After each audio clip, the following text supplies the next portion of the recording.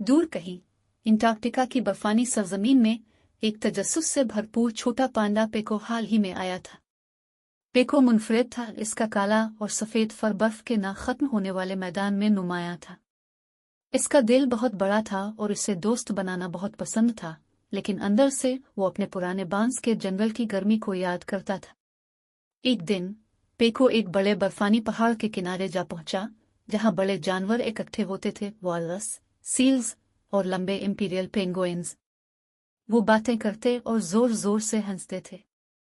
Phaco JJ का लेकिन फिर उनके साथ शामिल होने का फैसला किया, इस उम्मीद पर कि वो इनमें घुल मिल जाएगा। पेको ने अपनी बांस की छड़ी के करतब दुखाकर बर्फ को तोड़ने की कोशिश की, लेकिन इसके नन्हे पंजे फिसल गए और वो बर्फ के ढेर में गिरता चला गया।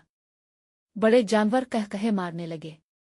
देखो इस बेवकूफ पांडा को, एक वालरस हंसते हुए बोला। पेको के गाल उसके फर के नीचे लाल हो गए।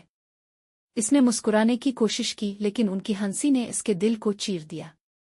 वो भाग गया और उसकी आंखों से गिरने वाले आंसू बर्फ में जिम गए। पेको एक खामोश कोने में जा बैठा, जो एक नुकीली बर्फानी चट्टान के नीचे था। अंटार्कटिका की तेज हवाएं इसके दिल में उठने वाले तूफान की अक्कासी कर रही थी। मैं इतना मुख्तलिफ क्यों हूँ? उसने अपने आप से सरगोशी की। इसका नन्हा सा जिस्म कांप रहा था।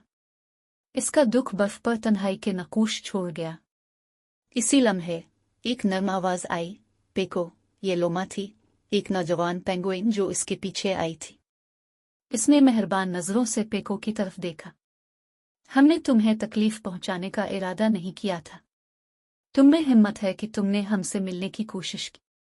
मैंने पहले कभी तुम्हारे जैसा कोई नहीं देखा, और यही बात तुम्हें खास बनाती है। लोमा के अल्फाज से हौसला पाकर पेको वापस ग्रुप के पास गया।